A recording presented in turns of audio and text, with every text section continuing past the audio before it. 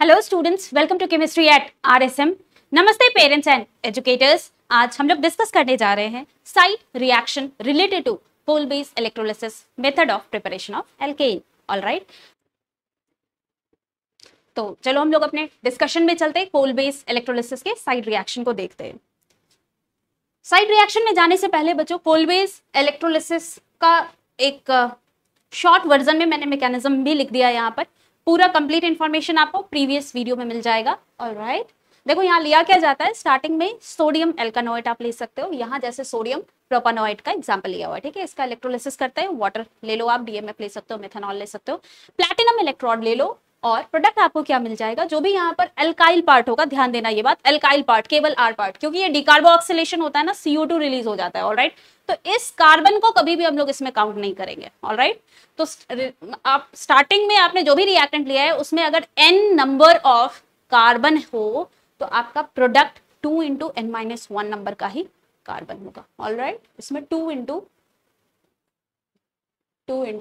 n-1 carbon atom ही होंगे। Alright, starting में अगर आपने कुछ n के जगह जो भी लिया है तो उसके हिसाब से आप आंसर करना। ऑलराइट, जैसे C2H5 को ही हम लोग यहाँ पर डुप्लीकेट कर पाएंगे, उसी का सिमेट्रिकल एल्केन हम बना पाएंगे, which will be butane. Alright, okay, ठीक है। और एक इंपॉर्टेंट चीज यहाँ पर, फर्स्ट 2 प्रोडक्ट ये एनोड पे मिलता था, NaOH एंड H2 गैस ये लिबरेट होता है कैथोड पर। ऑलराइट, एंड जो हमें मेन प्रोडक्ट हमारा जो प्रिपरेशन ऑफ एल्केन है ये कहाँ होता था, एनोड पर ही होता था, reaction at anode. Alright, okay. Start कैसे होता है, देखो जो भी आपने अल्कानोएट लिया हुआ है उस अल्कानोएट से स्टार्ट होता है, ठीक। पहला स्टेप क्या होता है, ऑक्सीडेशन स्टेप। ऑलराइट, एनोड पर हो रहा होता है तो एनोड पे क्या होता है, ऑक्सीडेशन। ओके, ऑक्सीडेशन मींस आप लॉस ऑफ इलेक्ट्रॉन बोल सकते हो, ठीक है। तो ये जो ओपन नेगेटिव चार्ज आप देख रहे हो ये क्या करेगा, एक इलेक्ट्रॉन लूज करेगा। तो देखो 2 मॉलिक्यूल है यहाँ पर, सॉरी 2 आयन है यहाँ पर। ऑलराइट, तो 2 आयन की वजह से क्या होगा, 2 इलेक्ट्रॉन का लॉस होगा, और एक इलेक्ट्रॉन ऑक्सीजन के ऊपर रह जाएगा जो कि इस ऑक्सीजन का ही इलेक्ट्रॉन था। Alright, okay. तो इन दिस मैनर आपको यहाँ क्या दिखेगा, फ्री रेडिकल का जनरेशन हो गया है इस स्टेप में। ऑलराइट, फ्री रेडिकल मैकेनिज्म, जब भी कोई रिएक्शन प्रोसीड करता है ना फ्री रेडिकल मैकेनिज्म के हिसाब से, वहां पे 3 स्टेप हो रहा होता है, इनिशिएशन स्टेप, प्रोपगेशन स्टेप और टर्मिनेशन स्टेप। तो ये जो पहला स्टेप है आप कह सकते हो ये क्या है, फ्री रेडिकल इनिशिएशन स्टेप। यहाँ पर फ्री रेडिकल का जनरेशन हो रहा है, इनिशिएशन हो रहा है।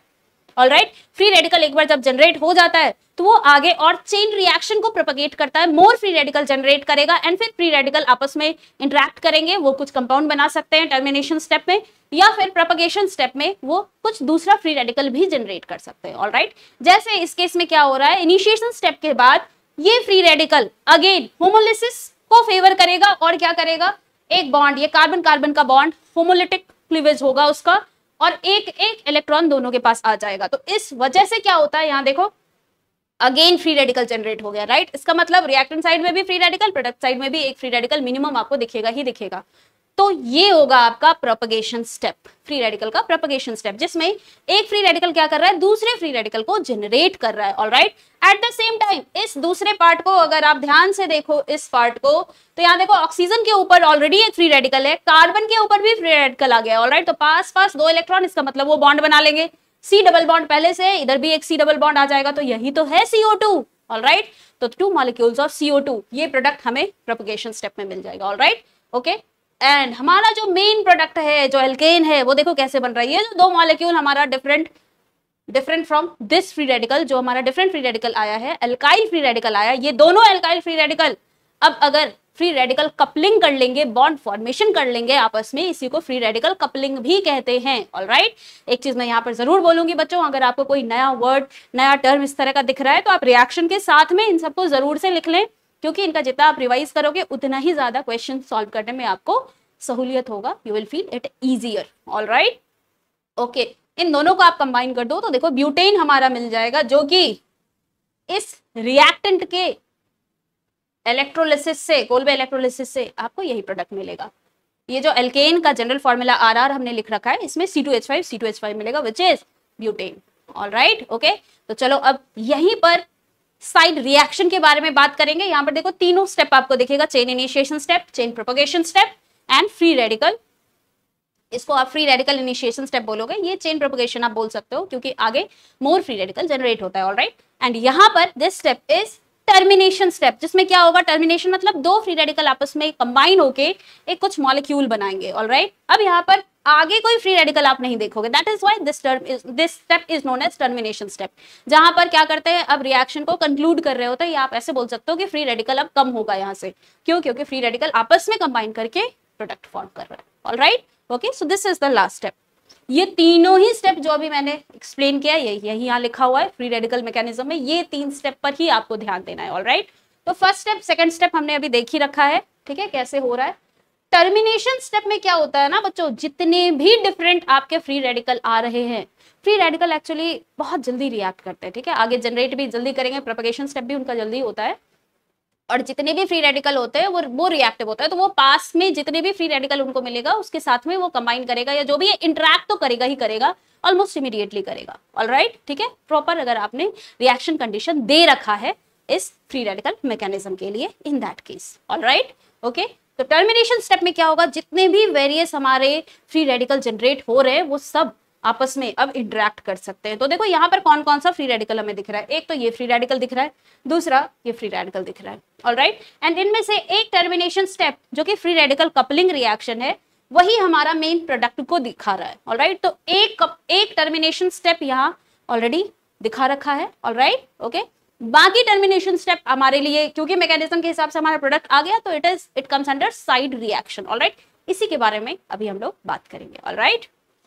तो देखो पहला साइड रिएक्शन देखते हैं, अगर इन्हीं दो अल्काइल फ्री रेडिकल का क्या हो, आपस में इंटरेक्शन हो, और इंटरेक्शन के दौरान क्या हो कि ये अगेन होमोलिसिस फेवर कर रहा हो, तो होमोलिसिस अब कैसे फेवर कर सकता है, तो देखो ये फ्री रेडिकल क्या करे, यहां से अगर इस तरह से H फ्री रेडिकल होमोलिसिस होके H फ्री रेडिकल अगर निकल आता है, तो ये इमीडिएटली क्या होगा, CH3 CH2 free radical, it will combine with H free radical, right. Termination step है ये, ठीक है, दो फ्री रेडिकल कंबाइन कर रहे हैं, और जैसे ये कंबाइन करेगा तो आपको दिखेगा प्रोडक्ट क्या बन गया है, ये तो CH3 बन गया है, इथेन, ऑलराइट। तो ये साइड रिएक्शन भी यहाँ हो रहा होगा, और जिस वक्त ये इथेन का फॉर्मेशन हो रहा होगा ना, उसी समय देखो इस पार्ट से हमें क्या मिलेगा, इस चीज को ध्यान से देखो, यहाँ क्या क्या है भाई, C 2H है, इधर भी 2H है, एक फ्री रेडिकल यहाँ, एक फ्री रेडिकल इस कार्बन पर, राइट, यहाँ पहले से ही था, एक जनरेट हो गया इस होमोलिसिस की वजह से।